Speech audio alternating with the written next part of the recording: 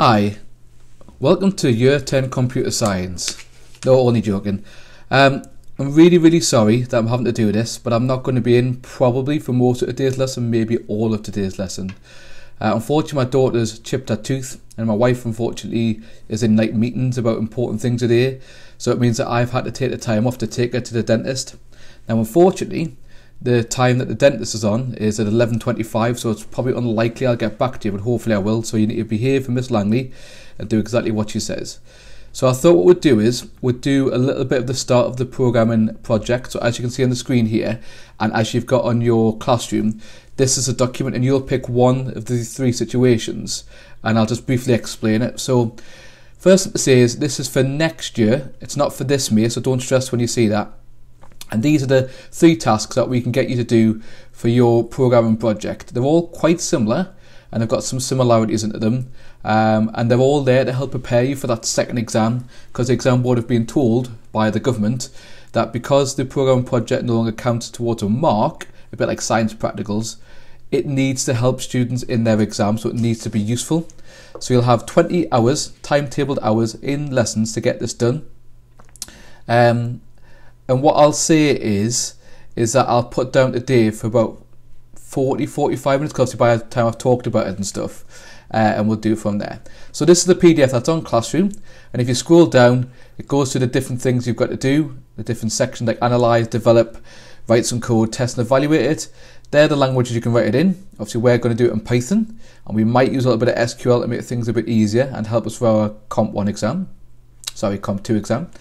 So the first situation is a little game where it's a music quiz, so there's going to be a little database, and don't worry about that, we'll sort it out, but a file, with some quizzes in, and it's going to basically kind of pick a random song and it gives them part of the song, and then if they get the answer right the first time they get 3 points, if they get the second time they get 2 points, if they get the answer wrong twice at any point it ends the game. It's going to have a little log-on system, which we're going to have a file, it's going to go through the file, find the person, again don't worry if you're stressing about that, that's not that bad.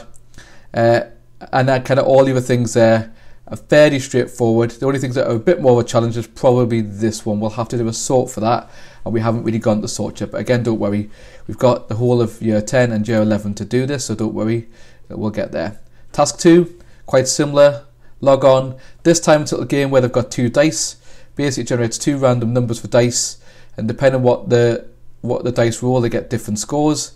And this game here, I think, is 2 played, I think, yeah, where I think the other one is just 1 played. Again, very similar. Read that and have a think if that's something you want to do. And the last one is probably the most challenging. However, considering we're top group, we really should be trying to aim for something like this. This will give you a really good challenge and actually will get you ready for doing like grade 8 and grade 9 tasks in that exam, because it is a little bit tricky and it does require a little bit more thought. However, once you've got past the initial thought of how to do it, it isn't any harder than the others. It's got things that are very similar in how we do it, and it's basically just like put some cards into a list, do a sort of that, pick a random card, etc. So it's kind of quite simple. If you want to just see it's a bit more tricky at the start. So really, if you're an 8 or a 9, you should be trying to have a go at this one, or have a go at 1. But probably 2 is too easy for you, and it won't help you really for the second exam as much as doing something like this. So what you'll do is you'll read over these scenarios, and then you'll go on to the it says Year 11, but you have the same thing. There's a little programming template I've attached for use on your classroom, and what you'll do is obviously put your name in, your candidate number you can leave blank, just put 4x for the time being. The school's number's already in there, and I've already put that at Crampton Learning Village. Put the day's date in to date you started this, and what I want you to do is look at those bullet points and how can you kind of reword them into what are success criteria. So success criteria are basically things that you can measure at the end of the project. So it needs to be things that are measurable. You do business, you might have talked about SMART targets.